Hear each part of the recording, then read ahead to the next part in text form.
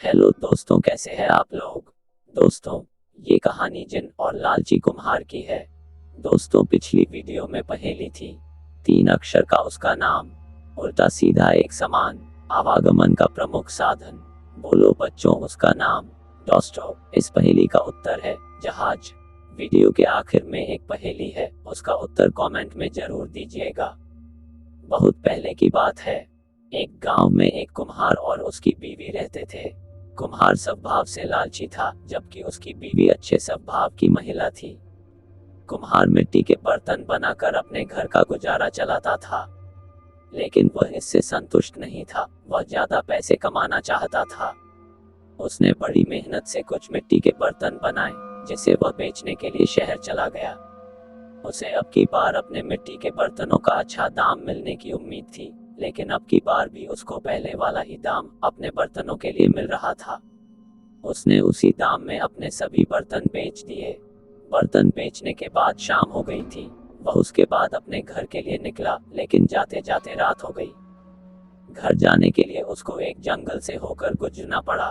जंगल में कुम्हार को एक पेड़ के ऊपर एक जिन नजर आया, जिसकी एक चोटी थी। पहले तो वह जिन को देखकर डर गया, लेकिन तभी उसको अपनी दादी की याद आई, जो उसको जिन के बारे में बताती थी कि यदि जिन की चोटी हाथ में आ जाए तो वह सब इच्छा पूरी कर देता है।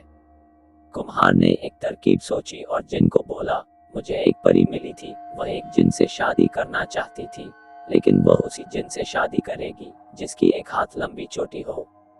कुम्हार की बात को सुनकर जिन बहुत खुश हुआ और कुम्हार को बोला, मेरी एक हाथ लंबी चोटी है। इस पर कुम्हार बोला, मुझे नहीं लगता तुम्हारी चोटी एक हाथ लंबी है। इस पर जिन परी से शादी करने के चक्कर में कुम्हार से अपनी चोटी दिखाने लगा। तभी कुम्हार ने बड़ी चतुराई से उसकी चोटी काट ली। जिन बोला, ये तुमने क्या किया, तुमने मुझे गुलाम बना लिया। कुम्हार बोला, हाँ, मैंने तुम्हारी चोटी लेने के लिए तुमसे परी वाली बात बोली। उसने कहा, अब तुम मेरी सारी इच्छा को पूरा कर दो। जिन ने बोला, आप हुक्म करो।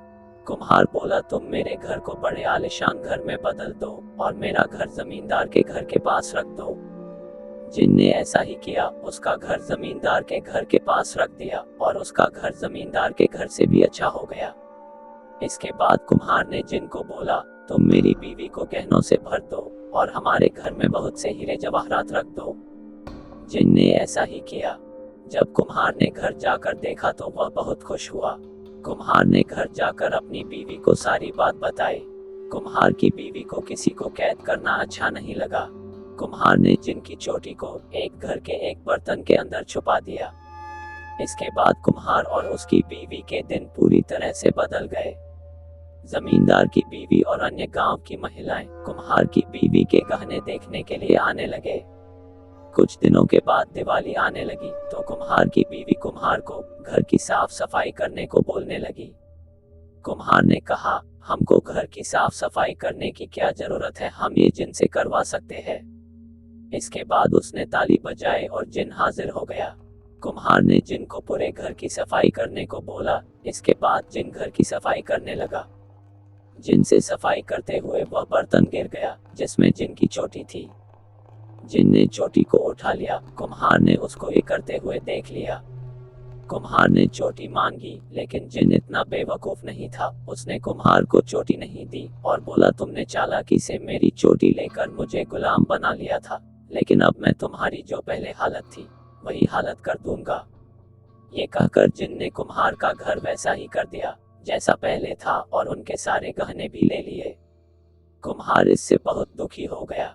कुम्हार की बीवी बोली, आपके हाथ में बर्तन बनाने का हुनर है, आप फिर से बर्तन बनाइए। इसके बाद कुम्हार फिर से बर्तन बनाने लगा।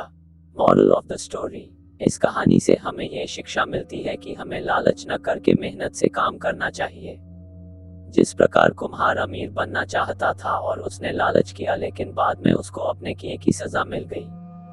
दोस्तों, पहेली है कि दिन में सोए, रात को रोए, जितना रोए उतना खोए। उत्तर कमेंट में जरूर दीजिए।